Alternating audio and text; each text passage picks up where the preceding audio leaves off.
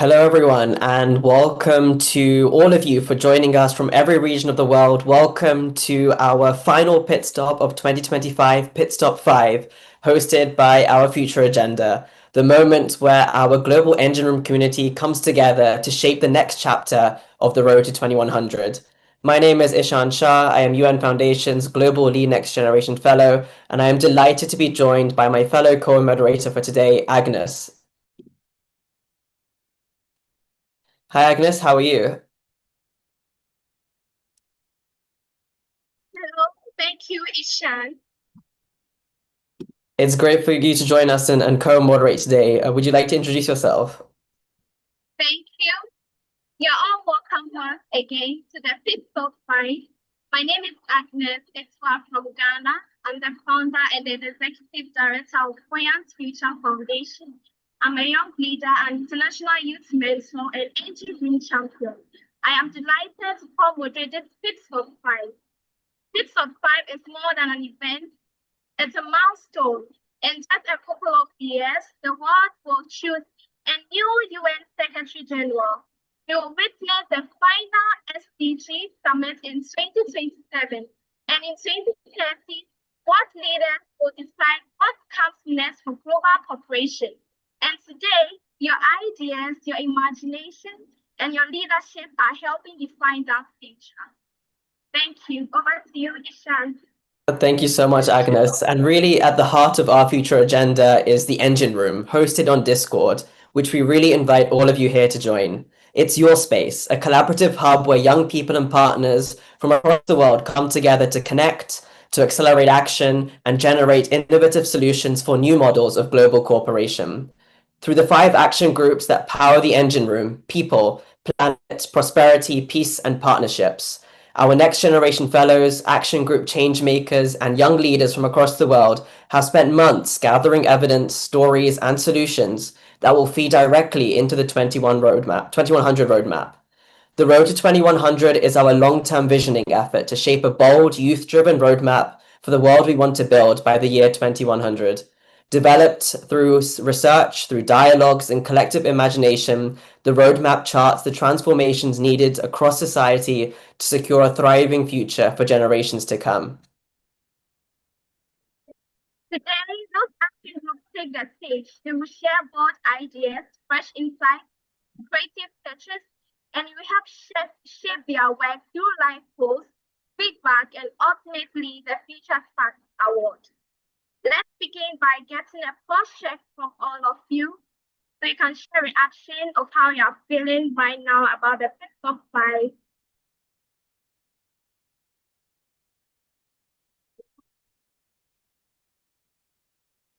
Which of these five areas feel most urgent to reimagine beyond 2030?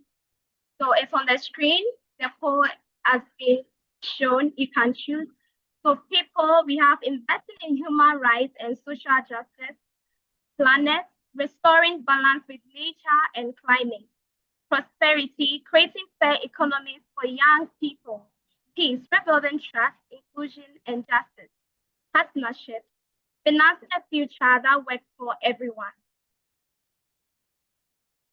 And we can see the results coming in. Agnes, which one would you choose? I mean, today is 10th of December, which is Human Rights Day. So for me, I would pick number one, which is investing in human rights. But how about you, Agnes? Which one would you pick? I would also choose people. Yeah. And I think all of them are all important. And these are also the five Yeah. names of the action groups as well, which we're really excited to hear from shortly. And we can see the results coming in. A lot of people picking people. We can see peace as well, rebuilding trust, inclusion, and just societies, which is really important. Amazing. And thank you all so much for voting and sort of getting involved here for that. And thank you, Agnes, for kicking us off with this poll. So now let's dive straight into our action group showcases. Five P's for our future: people, planet, prosperity, peace, and partnerships. And our first action group, people, puts equity and possibility at the center of the future. They ask, what will it take to ensure every child born after 2030 grows up with opportunity, justice, and well-being? So please welcome the People Action Group presenting their project, Youth Foresight Labs, a space where young thinkers design long-term solutions for education, equity, health, and social protection. Over to you, People Action Group. The floor is yours. Great. Thank you so much, Ishan. That was really inspiring. And just to introduce myself, I'm Ruchira. I work as a fellow on the Future of Food, Next Generation India Fellow, and very happy to co-lead the People Action Group. So very welcome to all of you to hear about what we are planning in this. Our project focuses on foresight and youth foresight to be specific. Of course, people issues are central to sustainable development, and they are entrenched in the SDGs 1 to 5. Right now, we are in a world which is rapidly changing. Young people are the majority of the population today. The next 8 billion people that will be born, almost 90% of them will be born in Asia and Africa. At the same time, we are facing disruptions of orders of, huge orders. Climate change, AI and emerging tech, geopolitics, rapid urbanization, and demographic shifts are changing and reshaping the future of work, how we interact, what we value as society, what we eat. And the core message that I would like you all to take away is that the past is not going to predict the future. Extrapolating what happened in the past will not lead us to imagine the future that we want to build. So, foresight and futures thinking comes across as a tool that we can use to reimagine our future. If we can go to the next one, we are looking at today, why do we need this foresight, right? We are looking at poverty traps in our generation, hunger and food insecurity worsening with climate change, healthcare systems being vulnerable to all sorts of um, zoonotic diseases, education systems failing millions, and gender inequality blocking opportunities still, unfortunately, for a lot of young women. So, how do we take these challenges and disruptions and turn them into opportunities? How do we navigate this world which is volatile, uncertain, complex, and adapting rapidly? We need to start thinking as young people with the creativity and energy that we have and think beyond short political cycles. Take a moment to really think long term, to think about intergenerational justice. Moving forward, I think this is how we would like to define.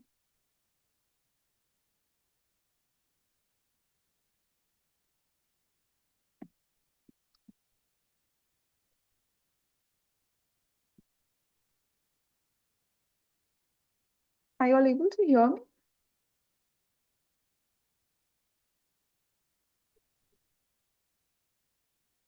I think we've lost Richard. And you're Kian, would you like to carry on? Hey, so hi everyone. I'm one of the change makers as part of the People's Action Group. My name is Kian. And if we can just go to the next slide, I think we did lose Ruchira there. And the next one, she did cover this one as well. But I want to take us more into the practical explanation of what exactly are our foresight labs about. So as she's explained that there's so many crises that we're facing. There's so many things that are going wrong in the world, and it's very easy to feel overwhelmed, very easy to feel like we don't actually have a sense of how do we move forward? Where do we go from here? So we want to give youth, especially Global South youth, a voice in making sure that they are able to challenge these crises that we face. So whether it's poverty, hunger, or inequality through these foresight labs. And how these are going to be run are two ways, either online or in person. And what we really want to do is make sure that these are interactive, they are fun, but they also engage with core policy and core ideas in every region of the world where possible. So what we want to make sure is that in these 60 to 90-minute sessions, we use polls, we use breakout rooms, mood boards, artifact design, in order to create this visual foresight input, the sentiment capture, data capture that we can use to work on this 2100 roadmap. And as we go into the next slide, we'll be able to see just how this purpose will be created. So the vision, or why we're doing this, is to ensure that the core SDGs 1 to 6, which the People Action Group focus on, are able to collect these signals of change, these scenarios, artifacts, and legacies, and amplify youth voices in global decision making. So connecting our imagination, because as youth, we have so much imagination and creativity. And how does this begin to influence our policy? And if we go into the next slide, we'll be able to just see a little bit more of the themes that we're going to be working with. So we've capped it at 4 themes. However, these are education futures, gender equality in 2100, health and menstrual health, as well as poverty and hunger elimination. So these are very broad, very general themes. But within each of the different sessions that we run, we're going to be breaking them down. We're going to ensure that we go into detail and get the most input from everyone that is possible, that can be culminated in a global showcase. And as we progress past the themes, what we'll then be able to see is a little bit of solidarity in practice, which our next slide really highlights for us. So this was a case study done in South Africa during the G20 lead-up week that was held in November. So this was done with youth activists from 15 countries from across the global South. And the questions that they were asked to reflect on was, in the year 2100, how will people relate to one another through work, care, and exchange, both socially and economically? And as you can see, there were a few sub-questions that came out of this in terms of values and practices, as well as the power shifts and power dynamics. And if we go to the next slide, it kind of just highlights how we have made this look. But the main inputs that we got out of this, particularly for young activists and young leaders, was that there needs to be a global legalization of same-sex marriages, no border restrictions, particularly cross multilateral borders. Everyone said no to them.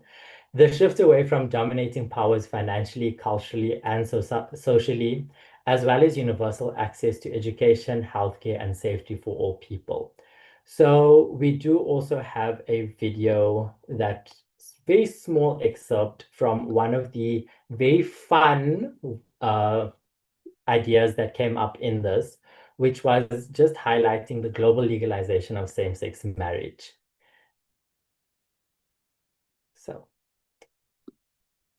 then our social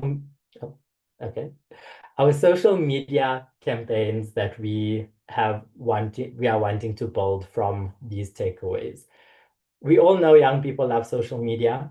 So Instagram, Facebook, Twitter, or X are our key tools in order to engage millions online, because it's about a collective voice. It's about ensuring that people everywhere are able to not only see the ideas, but to share their own ideas and use these platforms as their springboards to share the work they're doing, to share ideas, to have conversations outside of panel discussions, outside of Zoom, because social media also helps us to be more engaging with each other. So having short videos, short reels, just in order to allow people to see that these are young people. It's us that's shaping what's going to be happening. So now we're just going to move into a bit of a recap of everything, because I know that it was a lot of info, but I'm going to hand over to Antonio, and he's just going to take us through a bit of a recap of what we've discussed. Hello, everyone. My name is Antonio. I am the People Next Generation Fellow. And so I would like to go into the next slide so I can recap a little bit of this project. And I would like to finish this presentation by saying that this project isn't like the many of the so-called youth initiatives that we often see around. We didn't want to create something that exists just for the sake of participation. This is outcome-based. Everything we do is designed to actually produce results. And for that, we need mechanisms that are concrete and structured, and that is what we have envisioned. For example, we start with the Signals of Change database. This is our evidence base. These are real observations, innovations, and disruptions that young people find meaningful, and it grounds our work in reality and gives us something solid to use when we're strengthening our arguments. Then we use scenario mood boards to turn our feelings, our hopes, our fears, our energy into visual futures, futures that you can actually feel. We imagine future artifacts and legacy headlines, reminders of the world that we want to leave behind. They make our futures tangible, memorable, impossible to ignore. We can also write letters to world leaders with the objective to turn personal imagination into political voice. It becomes a generational statement where we say to the people who hold the power, here is what we need, here is what we fear, and here is the world that we choose.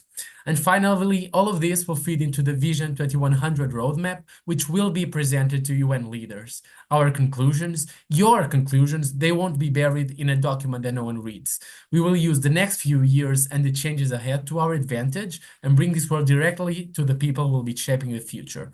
So as we change to the next slide, I just want to say to you, no more inviting young people just to fill a quota, or no more meetings where youth are present but not truly heard. With this project, we want young people to lead. And this starts with not ignoring data that is already on our side.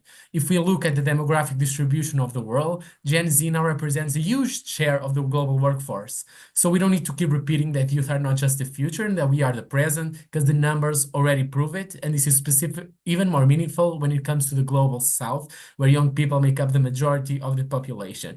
And if we are carrying the world on our shoulders today, we deserve to shape the world of tomorrow. So lastly, and I would ask to change the slide, please, I want to invite you all to join us in this mission, to choose a future where the people and their well-being come first, and to help us build the Vision 2100 together. So if you are wondering how to get involved, as you see that some people on the chat are asking, it's simple. If you want to stay connected, share ideas, and shape what comes next, join our action groups on Discord.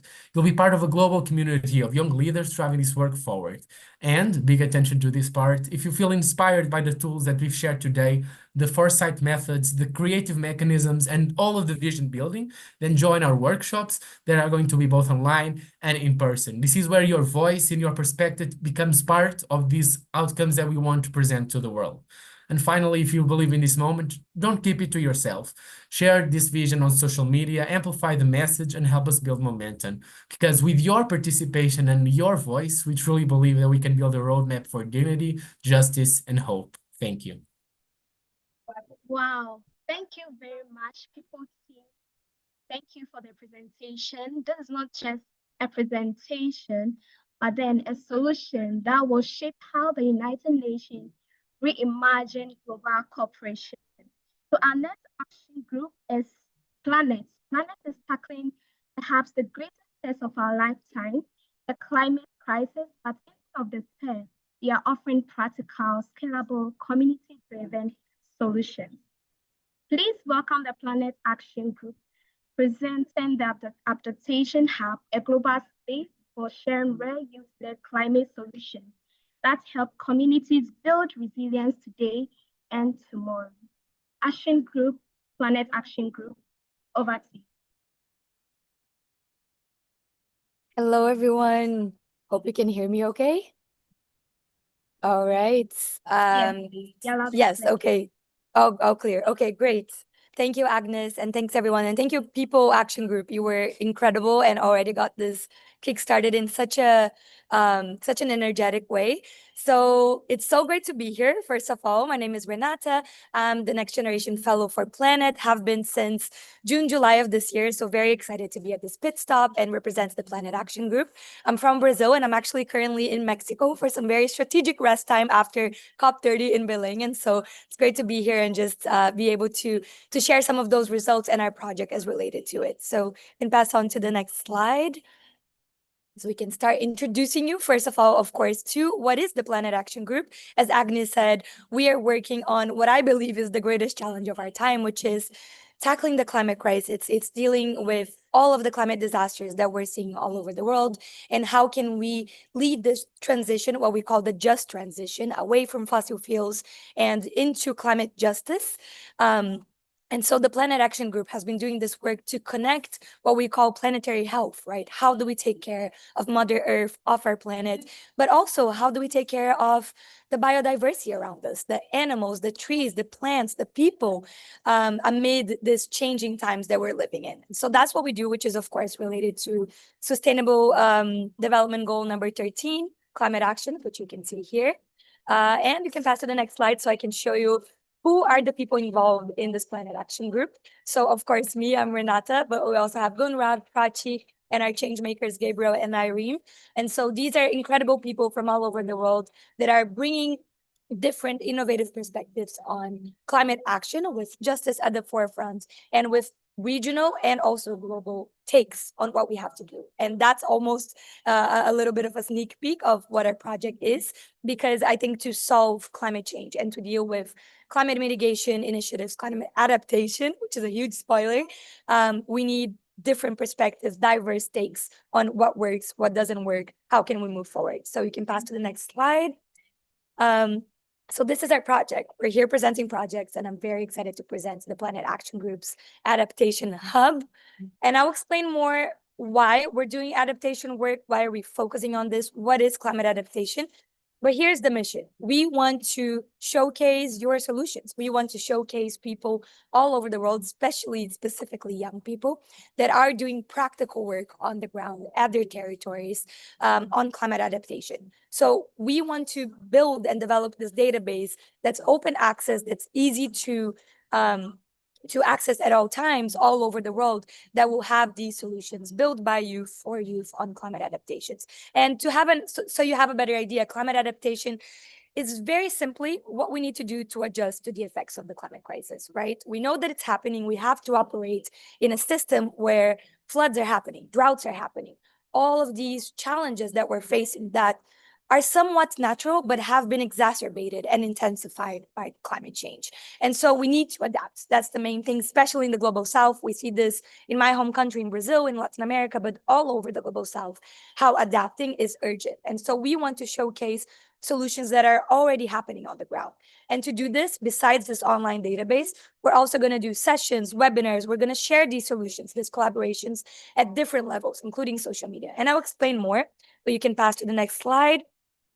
Just so we have a better idea of why this is needed, there's this very interesting data point, which says that 3.6 billion people are considered highly vulnerable to climate change impacts. So that's basically almost half of the world's population.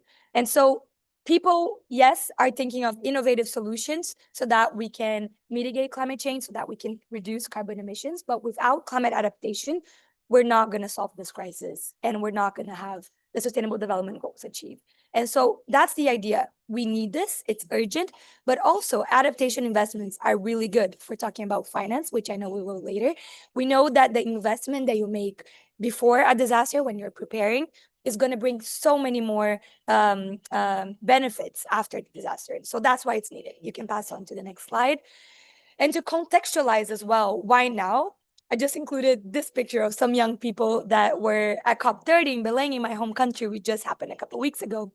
We just had one of the main adoptions, one of the main decisions that came out of COP30 in Belém, which was on climate adaptation, actually on climate adaptation finance. So actually, how are we going to fund this adaptation? How are we going to fund all that we need to do to adjust to the climate crisis? And countries at COP30, almost 200 countries, agreed to triple finance for adaptation.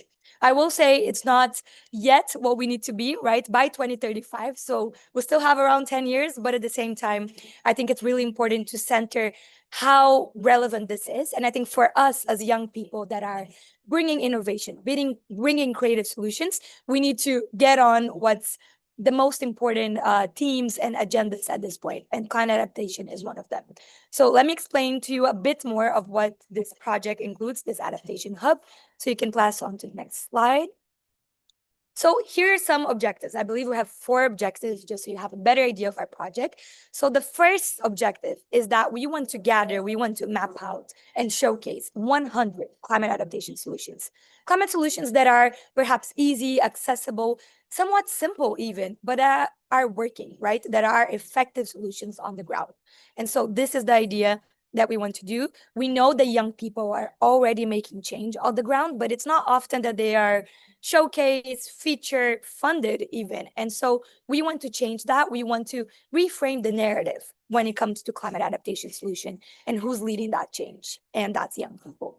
So that's objective number one. Let me go to number two, next slide. So objective number two is that we're wanting to also identify who are these people. We're showcasing these 100 solutions, but we also want to outreach to 500 young people around the world. There's no specific region that we're going to tackle. It's truly all around the globe because, of course, climate crisis is a challenge that's inherently global. And so we want to identify these youth and understand what are the needs, what are the challenges when it comes to implementing climate adaptation solution. And we want to feature them. We know that our future agenda has an incredible platform. It's creative, it's different, it's innovative. And so the idea is that we highlight the incredible work that's happening in the hope that that inspires people and that connects people that can maybe do work together. So that's objective number two. Objective number three, you can go to the next slide. All right, so besides the young people that we're going to map and identify and showcase, we also want to identify experts that maybe are not young people, but they're already working in climate adaptation, whether it's at the local level, regional, national, global, that can have conversations, that can bring counter arguments, that can have productive discussions on what's working, what's not working.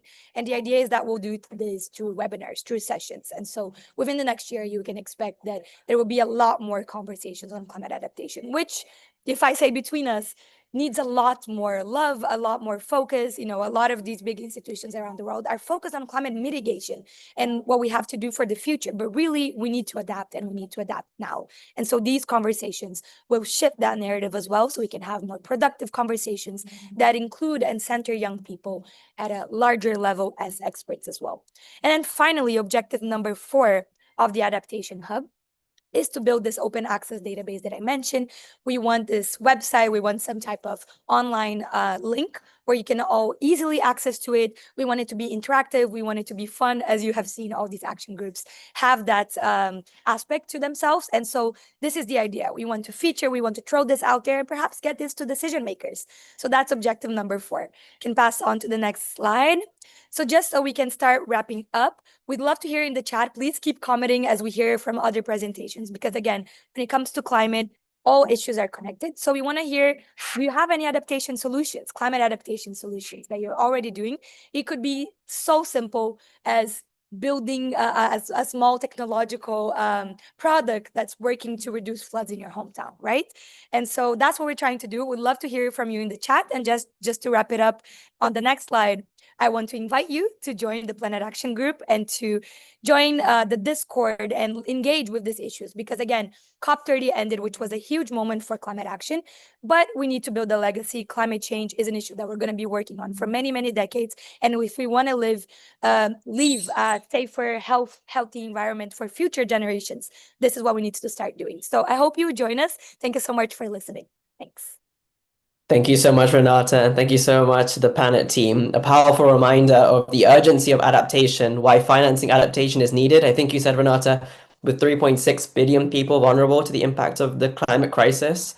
And you also stressed how adaptation must be as global and interconnected as the climate crisis itself. So thank you so much to the Planet team for all the work there. And now we turn to prosperity, the future of work, technology, and economic equality and opportunity. And now the Prosperity Action Group really explores how young people can thrive in a rapidly changing digital economy. So please welcome the Prosperity Action Group presenting the Global Youth Digital Futures Lab, a project shaping a world where digital inclusion and future-ready skills are universally accessible. Over to you, Prosperity Action Group. All right, I'm audible? Yeah. Okay, great. I think we have heard how to save the world and the environment. Now let's talk about how to make sure young people can afford to live in it. So everyone, I'm there. I'm excited to introduce the work of the Prosperity Action Group. Our group, like how Ishan just mentioned, focus on a simple but important question, being how can young people shape a future economy that is fair, inclusive, and opportunity rich, no matter where someone lives. And as the Engine Room's prosperity pillar, our mandate is to address the economic inequalities that limit young people's potential, particularly in a world where opportunity is increasingly digital. We see that young people today face one of these three issues. It's high unemployment in many regions, unstable access to digital tools and education, and economic systems that often fail to include their perspectives. But at the same time, young people are driving innovation, building online businesses, learning new skills independently, and contributing to global digital culture. And through our engine room, our goal is to uplift this creativity and ensure that the next generation is equipped not only to participate in the future economy, but to shape it. And that brings us to our project, that is the Global Youth Futures Lab. I think we can move to the next slide, Ishan. So the problem we are facing is that the digital divide is the new economic divide. Across the world, we see young people live in a paradox. On one side, we are the most socially connected generation in history. But even then, we see nearly 2.9 billion people across the world remaining offline. And on the other hand, young people are the most affected by digital transformation, but the least represented in shaping its governance. Let me describe two hypothetical but very common situations. A young person in a low connectivity area wants to learn basic programming, but internet access prevents consistent learning.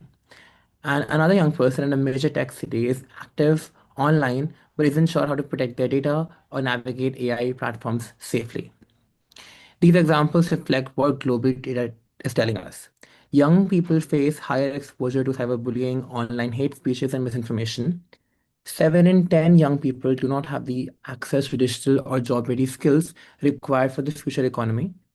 And decisions about AI, digital rights, and online safety are often made without young input, despite their outsized stake in these issues. At the global level, the Digital Compact adopted by member states last year highlights three critical practices and priorities: digital skills for all, responsible data and AI governance, and safe digital spaces.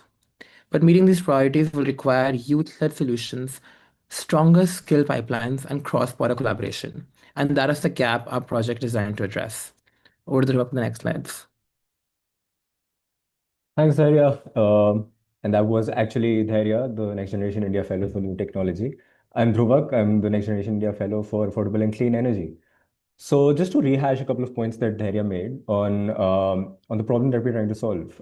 So young people are digital natives. More young people use the internet than any other age group. About 80% of young people, and that's 15 to 4 years old, use the internet as against 66% of other age groups. But with higher usage of internet, there are also risks that Dhairya pointed out, such as cyberbullying, online hate speech, and misinformation. And in fact, today happens to be the day when the ban on under 16-year-olds to be using social media also kicks in Australia, also bringing that into global spotlight. And those are the kind of debates that we might want to have in this action. At the same time, like Dhairya pointed out, that 7 in 10 young people do not have the skills, including digital skills, to be successful in the job market that's rapidly changing and is demanding new skill sets. And leaders already recognize this. The Global Digital Compact has 3 key action points on digital skills for all, responsible data and AI governance, and creating safe digital spaces. So this is what our action group aims to put into action. And June will talk a little bit about our objectives as we go into the next slide.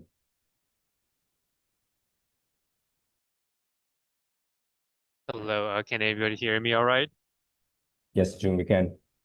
Got it. Okay, so our solution is a Global Youth Digital Futures Lab. And this is a youth-led project that A, builds future-ready skills to peer-to-peer exchange, 2, shapes policy with youth-authored proposals and shadow reports, and C, connects continents with cross-cultural collaboration and digital storytelling. Next slide, please.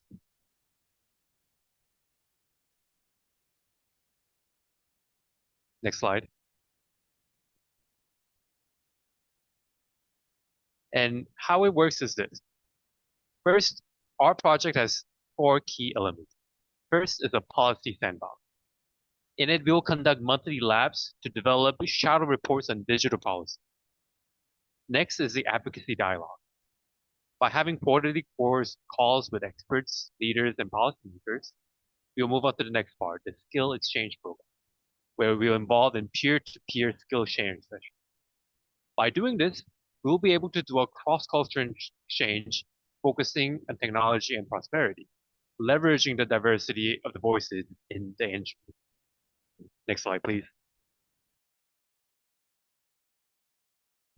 So, hi everyone. My name is Luisa. I am an engine room change maker for prosperity, and I'm going to explain a little bit of what are some of our core activities and why they're so important. So, as we were mentioning, and we were talking about how we all crave better digital skills. We are living in an interconnected world where having digital skills is really important, and we see how this also impacts the type of work that we can do in our communities, the causes we care about. But what we noticed is that there seemed to be a disconnect between the skills and how these skills then influence policymaking, the types of decisions that then are going to impact not just young people, but everybody else. So when we were brainstorming, we thought, okay, what if we create a space where we can both develop the policies that we want, we can analyze and change the policies that have already been implemented, and then communicate these changes and these thoughts and ideas to policymakers. So our first core activity is the policy sandbox, which is then basically a policy lab. And through that, what we aim to do is that we aim to gather young people and then draft the kinds of policies that we would like to see implemented. So how can we rethink the way that artificial intelligence, digital connectivity, digital democracy has been implemented into policymaking right now, and what we would like to actually see happening. So we would do this with teams. We would do this with support from a peer network of young policymakers, people who have been working in policy for a long time, and then would help these teams understand how to actually influence policy. Not just influence policy, but also analyze policy. And then one thing that we also noticed is that many younger generations have feelings and thoughts about policies that have already been implemented, are already in place in different countries or local communities or the UN. So we also want to be able to have our own say and thoughts and feelings about these policies shared with a wider audience. So that's why we decided to also develop shadow reports in these teams. So basically, we will evaluate digital economy policies from a youth perspective to understand if it actually speaks to our own wishes and fears and needs from policymakers. And then all of this would then culminate into these advocacy dialogues, which are then stakeholder meetings with policymakers, with industry leaders, people working in UN agencies or tech companies, and actually share these ideas with them, and then work in an intergenerational way into how we can actually bring our ideas forward through their work and also their power over their communities and the industries they're leading. So next slide, please. This would all be done with youth at the center. But the idea is not to do something with youth only for youth, because we realize that this creates a sort of echo chamber, and we want young people to have a say in policies that impact everybody. So our main target audience is young people at the center, but then also empowering young people to then have a say in civil society movements, engage with policymakers, work with tech companies or criticize tech companies in a way that feels grounded and based on research, work with UN partners, both through the UN Foundation, but also with the UN Youth Office and other UN agencies that might be interested in engaging young people in digital policymaking. Next slide. Thanks, Louisa. And the second part of the proposal is to focus on skills, impart basic but essential skills that young people require to navigate the digital space. And these can be skills such as managing data privacy or reporting and managing harmful content, or it can be skills that are required in professional environments, such as online networking and using AI tools ethically. And this is where we want to focus on enabling a cross-cultural, intergenerational dialogue and sharing of skills. Very quickly, in the next slide, we'll just also talk about the overall timeline. So over the next 5, 6 months, we hope to activate the action group, get it re-energized, start having policy labs and skills exchange sessions in months 2, have the expert dialogues at a quarterly level, and by the end of the project, after 5 to 6 months, we want to have a draft report with at least 3 to 4 proposals on policy that speak to digital rights and employment debates. Present this to high-level leaders such as the UN Secretary General's Special Envoy on Digital and Emerging Tech.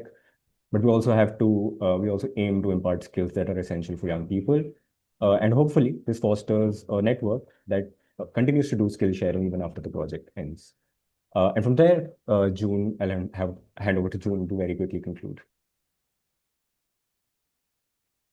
Thank you very much. So, you heard how amazing work we have planned. Now, how do you get involved? It's very simple. Just scan the QR code and join our Discord group. That's very easy. Join the Prosperity Slack channel, Discord channel, to get updated on all the events, opportunities, and meetings. And it will help us to coordinate our future initiatives and make sure your vision comes into reality. And final slide is a bit of our introduction. So these are all the people who've spoken today. And yeah, thanks very much. Looking forward to it. Okay, thank you very much, Prosperity team, for planning to ensure global digital inclusion. That is very important for young people to access equal opportunities. So because of time, we're moving to our next action group, which is the Peace Action Group, and they'll be presenting their Virtual Youth Diplomacy Lab, a space where young leaders simulate real conflict scenarios and co-create innovative paths towards peace. Peace Action Group, over to you. And please let's be on time. Thank you. Okay, thank you so much, Agnes, and hi, everybody. My name is Prati Shovgaonkar. I'm the Next Generation India Lead Fellow, and I'm also here to represent the Peace Action Group. It's been so amazing to listen to everybody's presentations, and we've actually been doing this for 2 years now. So I know that everybody who's present on the call today, you're here at a very momentous time. Because there's nothing more rewarding to see the mission of an action group at the beginning of the projects and then see all of those projects come to life in the end. So I'm really hoping that all of the participants on this call join the engine room, join the action groups whose projects seem interesting to you, and it would be a immensely rewarding experience for all of you. I promise you that. So in the Peace Action Group, we are building a coalition of young people who want to reduce conflict and reimagine how peace can be built from the ground up. And our mission is very simple, that as young people, we don't just inherit the world. We are not just spectators, but we actively shape the world around us. And peace, most of all, cannot be designed without us as young people. So to bring this mission to life, our project is the Global Youth Diplomacy Lab. Now, this lab is a space where young people learn how global decisions are made and then practice shaping them. And the idea behind the lab is that the world's toughest conflicts need fresh thinking and new young negotiators. And yet young people are rarely invited into these rooms where decisions that affect our future are being negotiated. So this lab is an attempt to change that by giving youth a seat at the table and the tools to influence what happens next. So what we thought to do is to, instead of giving you a rundown of how we plan to run this lab, we thought we'd just give you a quick 10-minute simulation. So what we want all of you to do is over the next 5 minutes, we're going to have a very nice interactive chat. And all of us have a mission in front of us.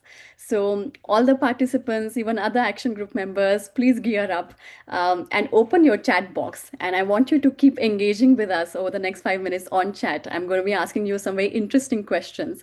And all of us are going to enter this hypothetical world where our mission over the next 5 minutes is to create peace between two fictional countries. Now, the prime ministers, the world leaders of those two countries are right here in front of you today. And those leaders are, drum roll, me and Gurjeet. So both of us as members of the Peace Action Group, we thought this is a great opportunity for us to assign ourselves to the position of world leaders. We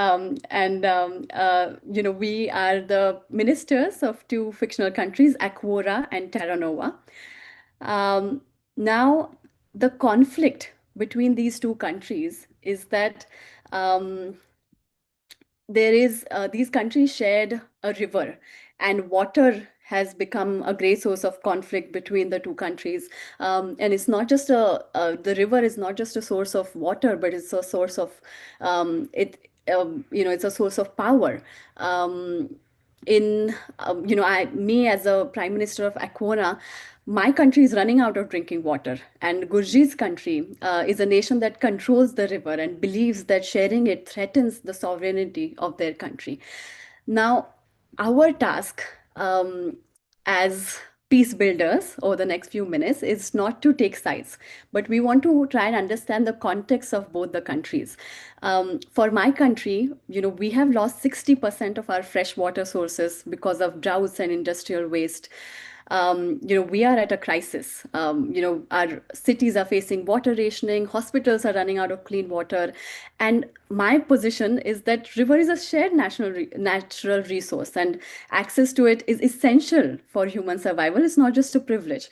And without this guaranteed water access, I cannot feed my people and secure the future for my people. Now, Gurjeet's position is that his country currently controls the mouth of the river. And Gurjeet has, being the dynamic leader that he is, he's invested heavily in dams, in reservoirs, in water infrastructure. And he sees the river as the backbone of the economic stability. Now, he says that control to the river equals security to them, and sharing the river would threaten their security and disrupt their industries, weaken their geographical advantage. What about the infrastructure that they've already actively developed in? Gurjeet, at this point, both of us have been negotiating for years, and right now he is not ready to give up on the ownership or allow unrestricted access to the river to our country. So now that you know the small context behind this conflict, we can start the simulation. So what we're going to do today is all of us have a task to build a peaceful solution that both of these countries and both of us as prime ministers can accept. You're going to be answering 3 questions over the next 3 minutes, one at a time, and you're going to answer them in the chat. So all of you, please just hit on the chat button and keep your chat ready. And each question reflects a real peace building principle. So the first question that we want answered is based on the peace building principle of common ground. Every peace process begins not with agreement, but with recognition that no matter how deep the conflict is, there's always a shared hope underneath. And if we uncover what we have in common, that forms the foundation for peace. So the first question we want all of you to answer in one line in the chat is, what is one hope that you think exists on both sides of the river? Or what is one common ground that both countries can find within each other? So I'm going to give all of you 15 seconds to answer that. Very excited to know what you all say. What can be a common ground between the two countries?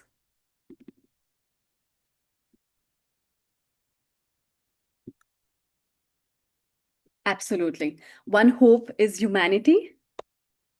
Another common ground is nature, our love for nature. Rose says that peaceful agreement and understanding. I love what Carrier says. She says pop culture. Both of them have a hope to create peace, mutual respect. Amazing. So now that we have found some common ground, the next peace building principle that we turn to is trust. Common ground shows us what is possible, but nothing moves ahead without trust. And peace doesn't require the two countries to like each other, but it does require me and Gurjeet to trust each other enough to take the next step. So the next question I want all of you to answer in one line is, what is the one promise that both countries can make today to each other that make this trust possible? What can we promise each other today that help us trust each other?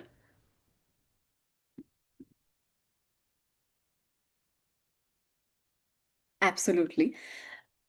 Jyotirmay says we should make a mutual agreement that supports both countries in tough times, say no to war, carry again with trade. I love very unique answers, pop culture and trade. Mutual respect, diplomacy, security agreement, amazing ideas. The youth and future generations, mutual agreement and transparency. Okay, amazing. Thank you. I love all of these answers. And then the next and the final peace building principle that we want to work on is non-violence, because peace collapses the moment violence becomes the option. So the first foundational and the final step to reinforcing peace is replacing force with something stronger, with creativity, with finding an action that protects the dignity of both countries without causing each other harm. So the final question we want all of you to answer is, what is one peaceful action both countries can take instead of threatening each other? How can we replace violence with one action that showcases, that replaces violence? Amazing. Signing a peace treaty, roundtable discussion, mutual agreement on water, bilateral agreement. I love what Doreen has said. She said love. Love and connection. So now with this amazing insight from all the young negotiators that we have, I think there's 70 of us in the room today, and all of you for the last 5 minutes took on the role of peace negotiators on behalf of Gurjeet and I. So from all the advice that you've given, we form the new youth peace agreement for the first time in the years of negotiating with each other. And all of the one-line inputs that you gave today will form the basis of the youth peace agreement. And I now only have one question to Gurjeet. Gurjeet, I'm willing to accept this youth peace agreement that we came up with in the simulation. Are you? Do you agree to this agreement? Yes, I am agree. Okay, so the Youth Peace Agreement is finally accepted. And this is a result of all of the hard work that you put in. Look at what you have done. In minutes, you identified shared hopes, promises that build trust and peaceful connections. It's not a discussion. What we did today is the architecture of a peace agreement. If this is what we can do in 10 minutes, imagine what we can all build if we work together for months. And that's why now I invite all of you to join us in the engine room. This is where all of us as young people design projects like the Diplomacy Lab, build campaigns and shape real policies. And we want co-creators in the process of making this youth diplomacy lab happen, so that we don't just inherit the future, we actively write it. So if you want to be a part of the team designing the Peace Action Group project, please join the engine room and be a part of it. Thank you so much for actively participating in the simulation. This has been immensely fun. Hope to see you all very soon. Thank you so much, Prachi, Gurjeet, and Salamwit as well for coming up with this concept and for giving us a taster of what the Action Group project actually is. It's really exciting and really hope that participants here are able to join the Discord and can engage in the simulation more. So thank you so much. And now, last but certainly not least, our final Action Group partnerships. And the question that they're asking is bold and necessary. How do we finance the future fairly? So please welcome the Partnerships Action Group presenting Money Matters, a project about making the global finance architecture understandable, transparent, and accessible for all. Over to you, Partnerships Action Group. Thank you so much, Shan. Hi, everyone. My name is Kuro Kwashe, and I'm representing the Partnerships Action Group. And with me, I have Nandini, Radhika, and Tumi. We're going to hear from in a few seconds. So I'll just run through the objectives with you of what we are trying to do in the Partnerships Action Group. So we want to make global financing understandable and fair for young people, and want to amplify young people's voices in discussions and sustainable funding, economic justice, and global financial reform. And then lastly, we'd want to emphasize transparency, equitable, and youth-inclusive economic partnerships that translates to shaping financial policies that work for current and future generations. At this point, I'll hand the mic over to Nandini to take you through the project in greater detail. Thank you so much. All right, thank you very much, Kuda. Louis, could I ask you to please go to the next slide and 2 more clicks, please? Thank you. Okay, so good morning, good afternoon, good evening, everyone. Every time I say that, I feel like I'm part of the Truman Show. So thank you very much, Kuda, for the introduction and for listing out the objectives. So before I hand over to Radhika in a couple of slides, I actually wanted to take you guys a little bit through why should we even care about the global financial architecture? How do we as young people, how does it impact our lives? Why is this something that we should even be knowing about, be aware of, and even discuss? So firstly, the global financial architecture is outdated and unequal. And what I mean by that is it's a system that was created in the 20th century, a time when the world looked very different. It was right after World War II, long before globalization and today's interconnected economies actually existed. So what do we require? Today's multipolar reality demands for a complete reimagination of how we govern our international financial systems.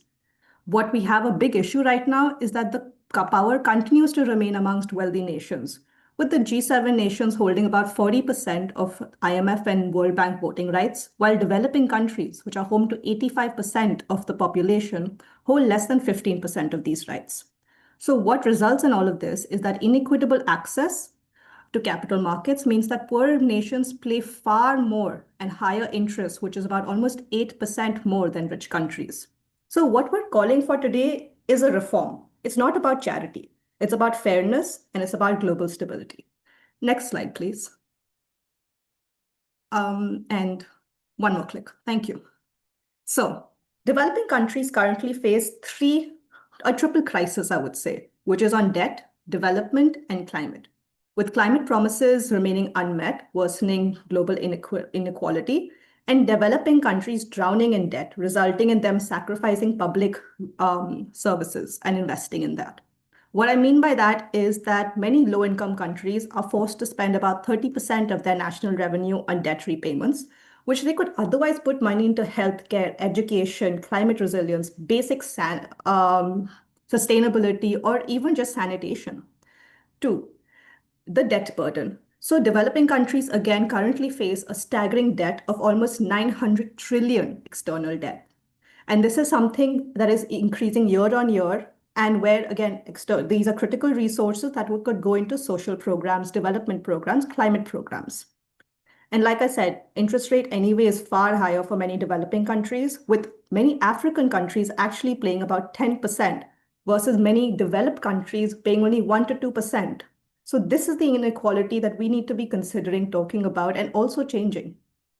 Secondly, now if I come on, this is about the development side. If I talk about the climate side, we've all heard about how the $100 billion has not been met. Of the 83 billion that has actually been met, about 70% of this is part of loans, not grants. Again, further deepening our debt pockets, further not being able to provide us with relief. And finally, talking about geographical inconsistency. Africa receives 4% of all global finance, despite facing some of the worst climate conditions and actually contributing the least towards global emissions. So without equitable climate finance and development finance, how do countries invest in clean energy, adaptation, resilience, health, education, also all the projects that we've spoken about so far, whether that is on digital infrastructure, adaptation hubs, how do young people get financing also to invest in this? What we're talking about is not an environmental justice issue or a development issue. It's an issue of justice and trust. And this is what we are talking about. The global debt structure must be redesigned to allow for fair, predictable, and humane restructuring. Next slide, please. And one more click, please. Okay, so what can we do? We are currently the largest generation in history of young people. We are 4 billion young people globally. That's almost about slightly under half the population who are going to be affected by today's financial decisions. So what we need to do is that young people need to be leading on these conversations on next generation of financial reform. And how do we do that? Is by empowering young people to understand on what is going on in the world when it comes to financial reform, and to actively participating, whether that is in discussions, in discourse, through movements on financial justice and reform. Whether that is through youth movements like Debt for Climate or Fridays for Future, all of these are shaping and talking about financial debates, pushing for transparency, calling for justice, and bringing creativity to economic reform, or building youth financial literacy. My colleague Radhika actually works quite a bit closely on this when it comes to building financial literacy, or even as digital platforms, social innovation hubs that provide youth-led investment initiatives. Our engine room is actually one such digital platform which supports young people. As Ashan has put, it is completely free to join, which supports young people, young change makers to directly influence policy decisions, global agenda, and all of those that are focusing on sustainable development goals. Next slide, please. So, one more click. Thank you. So, this is a call for financial solidarity. What we need to do is, one, like I said, recognize the problem. The status quo is not good. It's not okay. And incremental change is not okay. What we want is urgent systematic reform. Two, centering justice and equity in all our discourse and discussions for a new financial order. Two, amplifying youth voices. Youth participation is no longer optional. It is essential. And finally, building global solidarity around this movement. So join the movement. This isn't about survival of like future generations. And youth participation is not symbolic. It's a necessity. So I'm now going to hand over to Radhika for the next slide to take us through the project, and to tell you how our voice matters, our actions matter, and the global financial architecture depends on what we do today. Over to Radhika, please. Thanks, Nandini. Very good afternoon, good evening, good morning to everybody across different parts of the globe. And, I'm so glad that we all are connected for something larger than ourselves and for something which will help us build our future generation in so much better and a bigger way.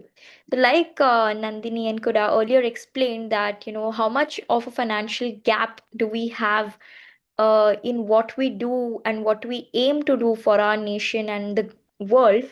We don't have the support that is needed to really finance our ideas and put it into action.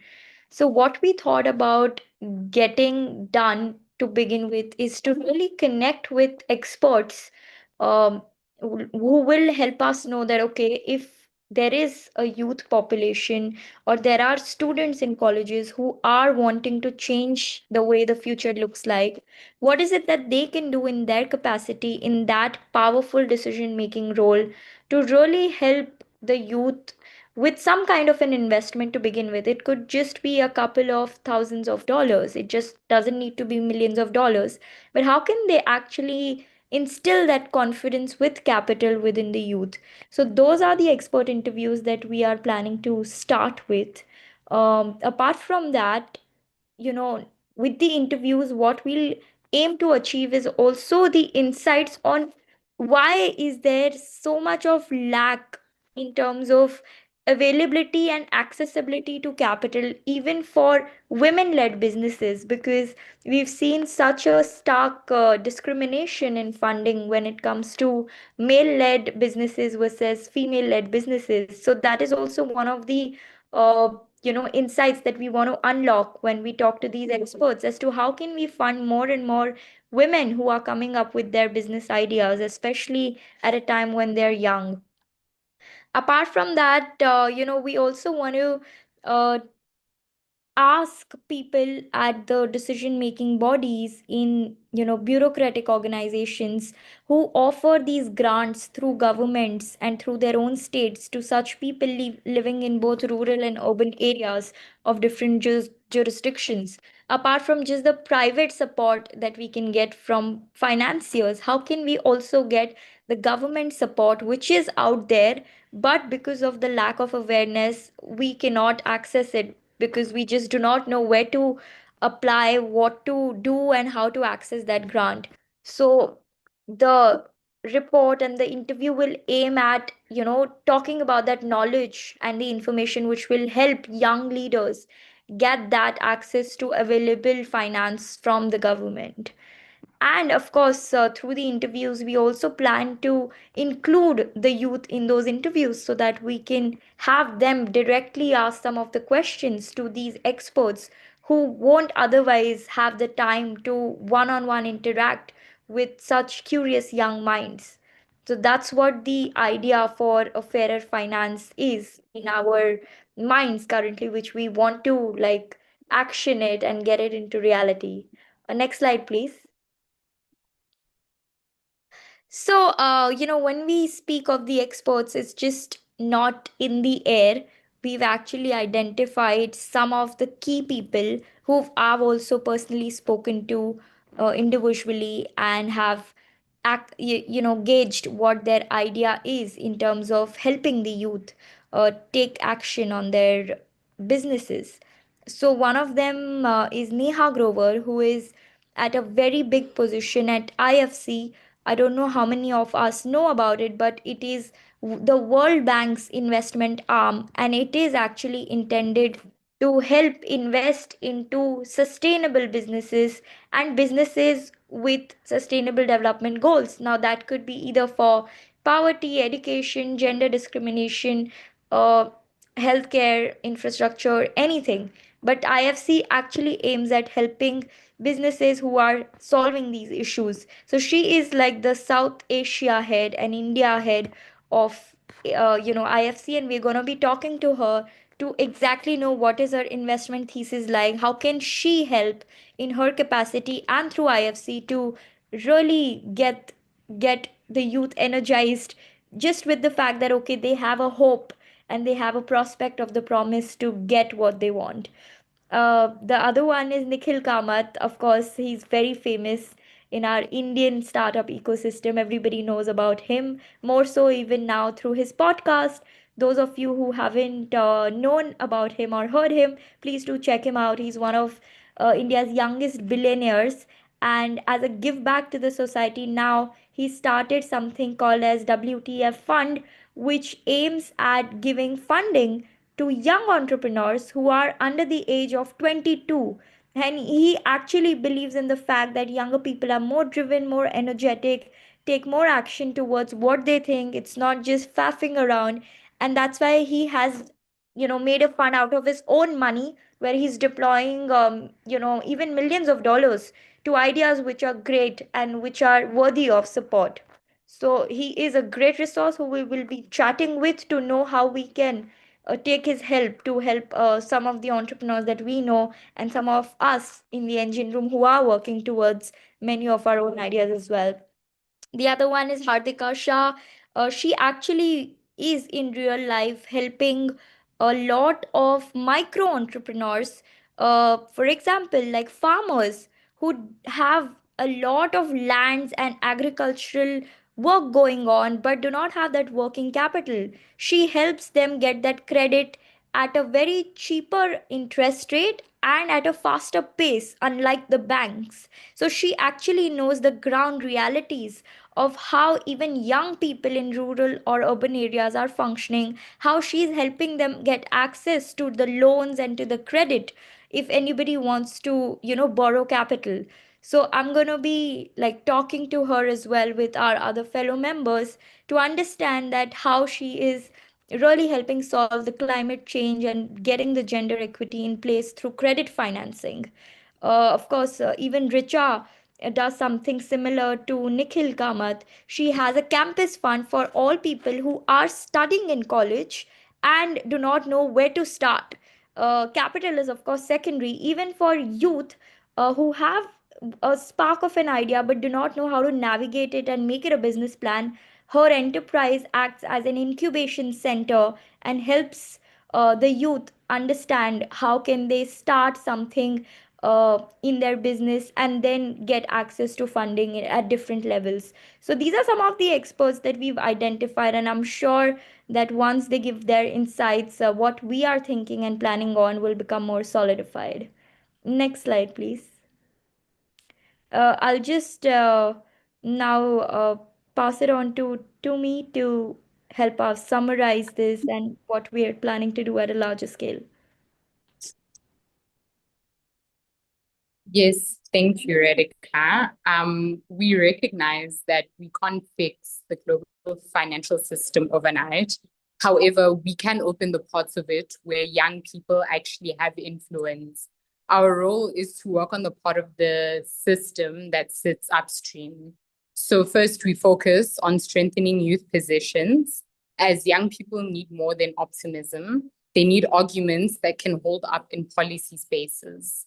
So we equip them with evidence targeting the distortions that actually drive high borrowing costs in the global south. If you can name the problem precisely, you're already harder to ignore. Second, we make the system legible. Global finance is intentionally complicated, but it doesn't have to be.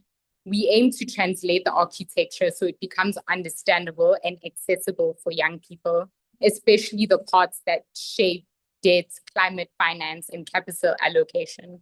Once you can read and understand the system, you can challenge it. Third, we work to create sustained engagement. This isn't about one-off moments. It's about giving young people a simple, coherent line of sight into what's coming next so they stay engaged long enough to matter. And then on the right side of the slide is where the strategic and more long-term leverage sits. We're trying to build long-term influence by building a pipeline of young leaders who can consistently push for fairer financing norms. Things like transparent risk practices and more equitable capital flows that directly affect countries in the global south. And we aim to feed insights into real decision spaces, not just symbolic ones. Our hope is that the recommendations go into UN processes like the Financing for Development Forum, COP negotiations, and UNGA committees where the actual rules on debt and climate finance are contested. When you pull these together, two tracks reinforce each other. Young people get the tools to navigate the system and they gain influence over the rules that shape it. That combination is what starts to shift a structure that usually keeps new voices on the sidelines. Lastly, the world is trillions short of what's needed to meet the Sustainable Development Goals by 2030. For the global south, that shortfall means higher borrowing costs and heavier debt burdens. If young people inherit or incur that debt, they risk spending more time repaying yesterday's shortfalls than building tomorrow's opportunities. Our project helps shift that trajectory by equipping youth to challenge the distortions that widen the gap and push for fairer financing norms. And with that, I will hand over to Kuda to take us home. All right, thank you so much. In the interest of time, I would encourage everyone to join the Engine Room Discord channel. The link has been put in the chat, and I would also encourage people to engage and join and be part of the conversation, and also empower other young people by making finance eligible through the creation of content that is accessible and understandable to the 4 billion young people that are trying to target. Thank you so much for the opportunity. I will give this over to Ishan. Thank you so much, Partnerships Action Group, for that presentation, and also for the reminder that to get involved with all the Action Group's work, please join the Discord server. And thank you all so much to all the Action Groups, to the change makers and fellows for your hard work around the projects, and really excited to see how they grow and how they progress. And so for the next 10 minutes, we're going to do an activity through a letter writing platform. And I'm pleased to welcome back Prachi, our Next Generation India Lead Fellow, who is going to lead on this next segment. So Prachi, the next 10 minutes are over to you. Thank you so much, Ishan. And hi, everybody. I am back. What a wonderful pit stop it has been. I can already feel the energy in the room and very excited to do this with you. Before we move on to the exercise, I do want all of you to take a moment and notice something. I think all of us have one thing in common, which is that I'm pretty sure, and tell me in the chat box if it's true.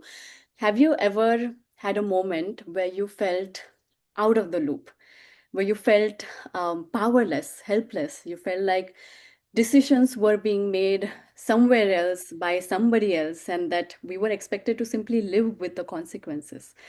Give me a thumbs up in the chat if you've ever felt like that. And yet, what's common in all of us is not just that we've felt at some point or the other this way in our life, but what's even more important is that all of us showed up anyway. We showed up to meetings, to movements, to conversations and pit stops like this, hoping that somehow our presence will count. And we've all asked ourselves a question: do my words actually move anything? Can something I say, not as an expert or a negotiator, but as an ordinary citizen, as a young person who is living through these effects of these global decisions, can my words shift the direction of the future? If you've ever had that question in mind, the next exercise is for you. So today, we're going to test this question together. To just give you some context, I am a part of the Next Generation India group of fellows.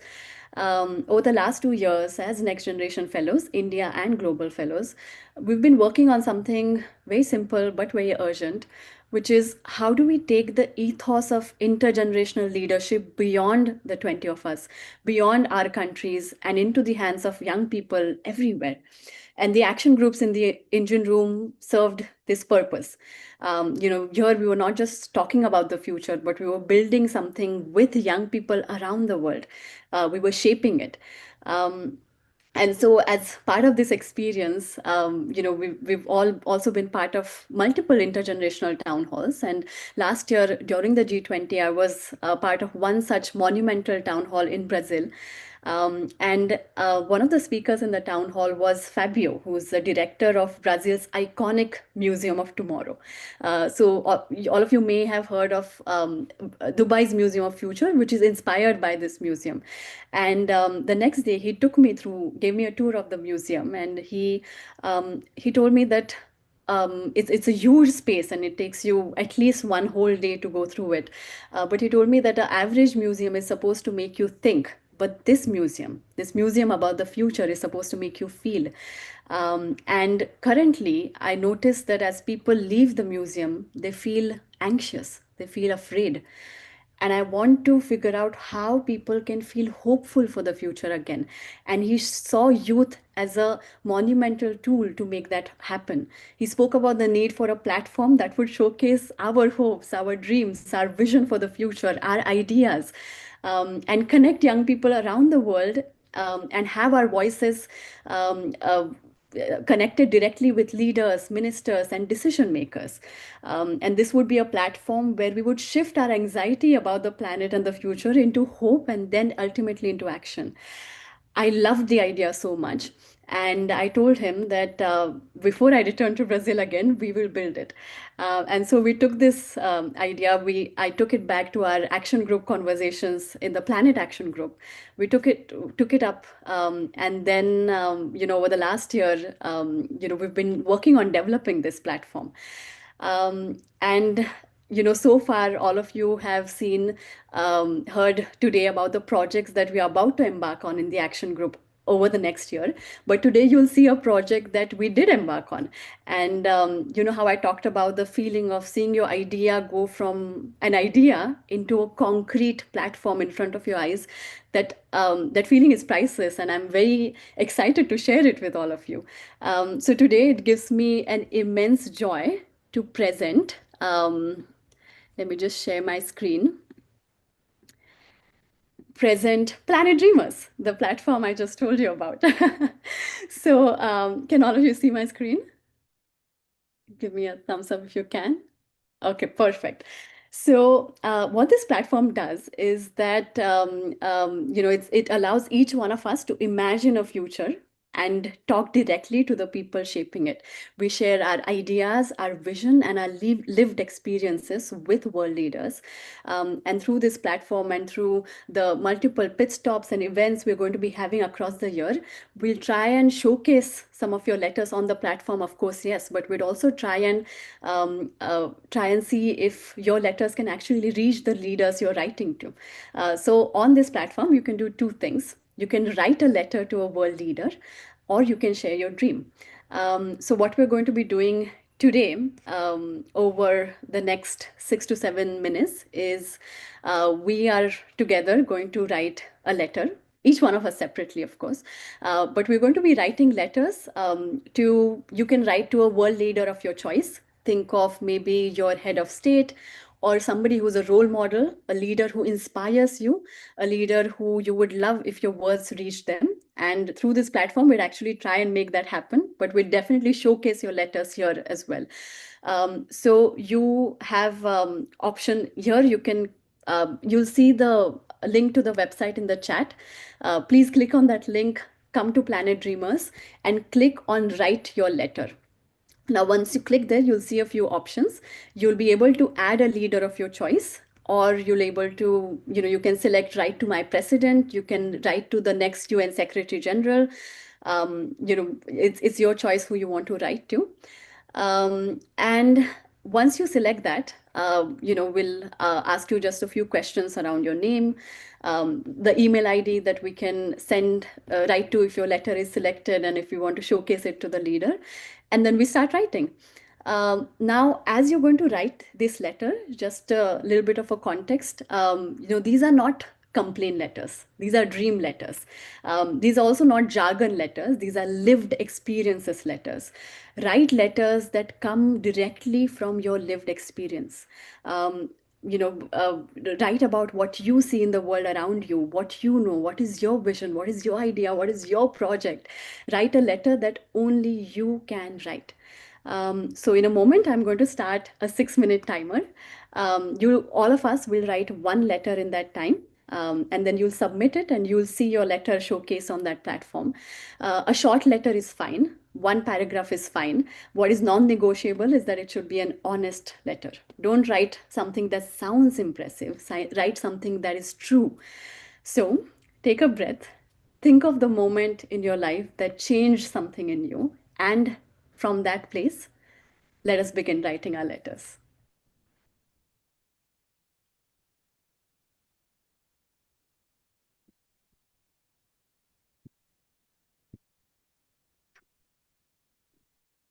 So I've started the timer.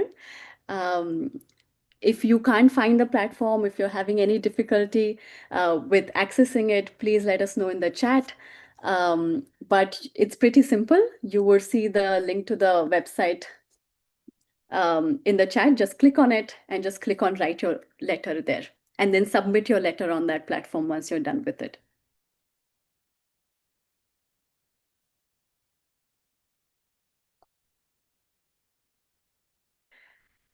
And as you write letters, you can also feel free to share your dream. A dream can be shared in a line or two.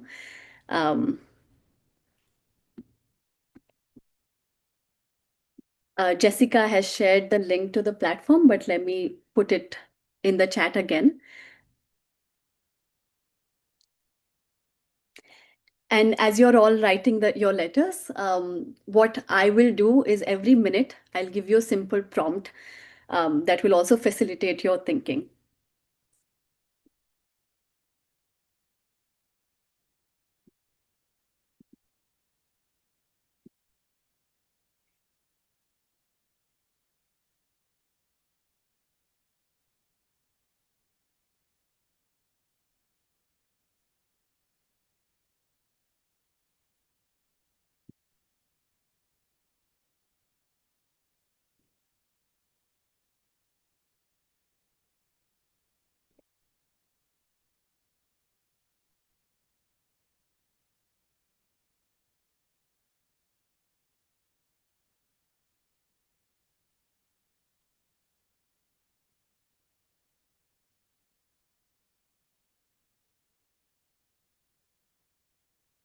Okay, I'm writing my letter with all of you as well.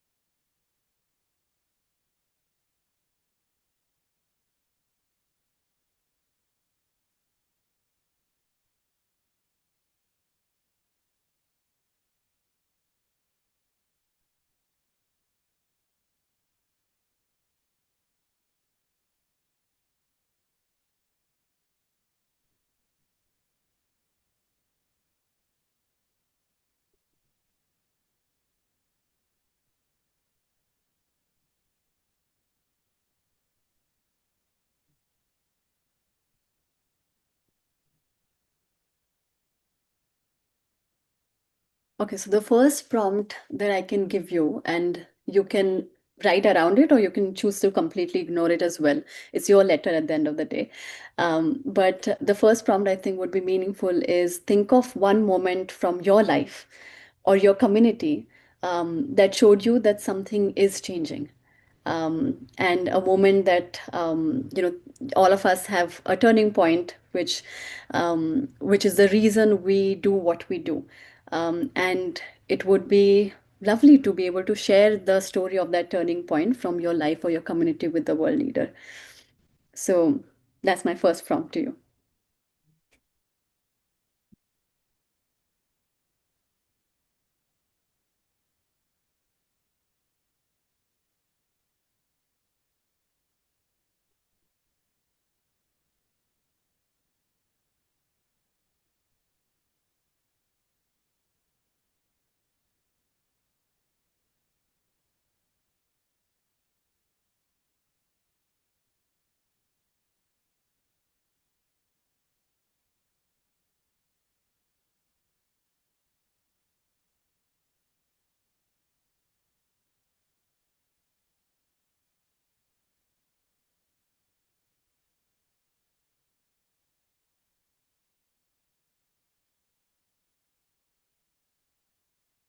Okay.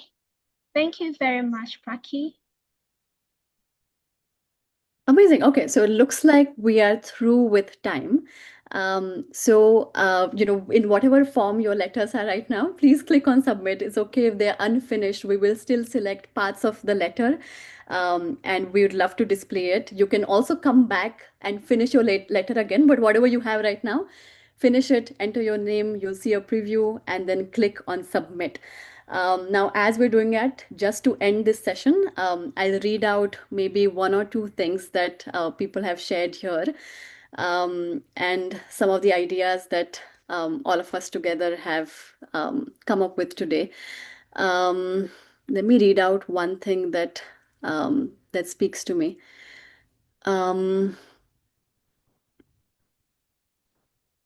As you can see on the globe, you see excerpts of different letters that people are writing. I think there's one that I read here that I really liked. Somebody had written about, I see that young women today feel so anxious for the future that they decide not to have children. I hope to build a future where women feel comfortable becoming mothers again. And that's what somebody had written. And I found it very beautiful. Jaka had written that. So thank you so much for sharing your letters and ideas. As you come back on the platform in an hour, you'll see all of your letters updated. I'm very excited to read them. And as we end this session, I only have one thing to ask of you and one thing to share with you. We ask through this platform, Planet Dreamers, and through the project we did in the action group, we share with you a vision of the world where we are not just spectators, where each one of us is taking an active role in shaping the future. And we ask that you believe, not in somebody else, but believe in your own ability to bring about change. And anytime in the future, if you ever feel powerless or helpless again, I ask that you come back to this very moment where all 70 of us wrote a letter together. Come back to this moment and remember that your ideas matter, that your dreams have power, and that your voice is heard. The words you wrote today will travel far beyond this room. So thank you so much for doing this exercise with me, and very excited to read your letters. Thank you. Thank you very much, Praki. Hello, everyone. This is not to stop writing the letters. You can continue. But then we are getting to another exciting session, which is the Future Sparks Award. Yes. So it's in 3 categories. We have most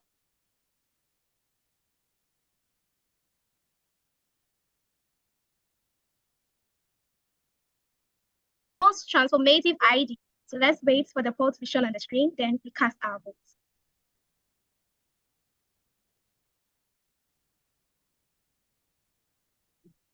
So you've heard all of the action group presentations, and now we're asking you to vote for which one you think is the most transformative idea, or which do you think has the strongest link to the 2100 roadmap, and which is the most engaging presentation. All the presentations were fantastic, but this is a chance for you to share some of your reflections on what you thought about them.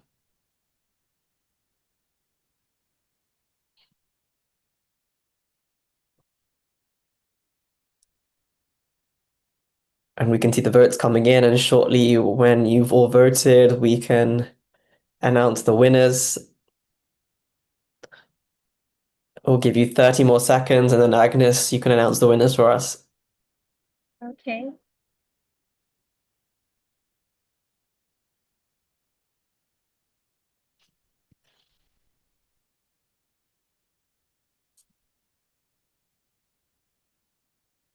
If you haven't voted already, please do.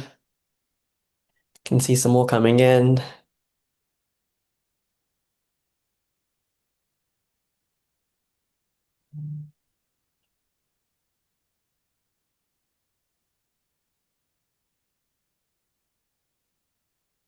Okay, maybe we'll end the poll now, and Agnes, you can announce the winners.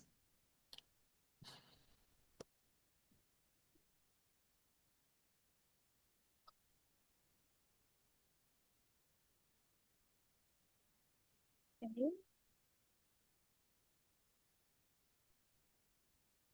All right. Thank you all for voting.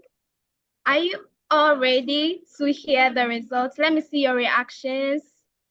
Emojis, love emojis, flower emojis, to show how you are feeling about the results.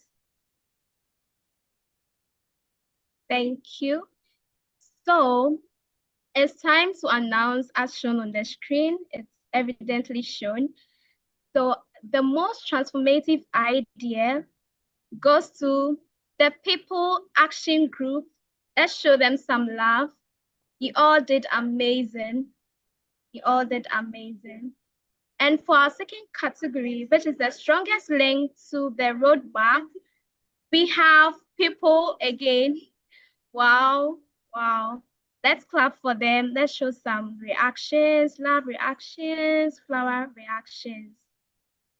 And for the last category, that is the most engaging presentation. That's the same action group, People. Wow.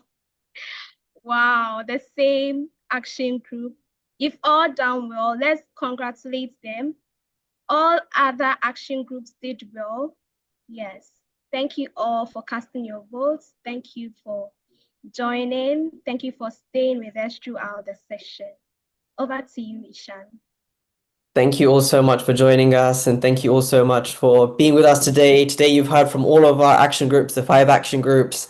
They have shown you what their projects are going to look like, what their projects will shape up to be. And really, the message here is join us, join the action groups, join the Discord, join the Engine Room community. We've seen so much engagement from you all in the chat, and we're really excited to connect with you further. So thank you so much for joining us for the final pit stop of 2025. Thank you again to all of the action groups for presenting, and thank you to everyone who tuned in and stayed with us for this session. We really appreciate you and we really look forward to working with you more. So thanks so much, and thanks Agnes for being an awesome co-moderator. It's great to have you here with us.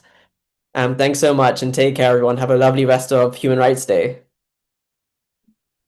Can we take some screenshots, or it's been done already? Of course, yes. And thank you all so much for joining. Are we ready? Taking it.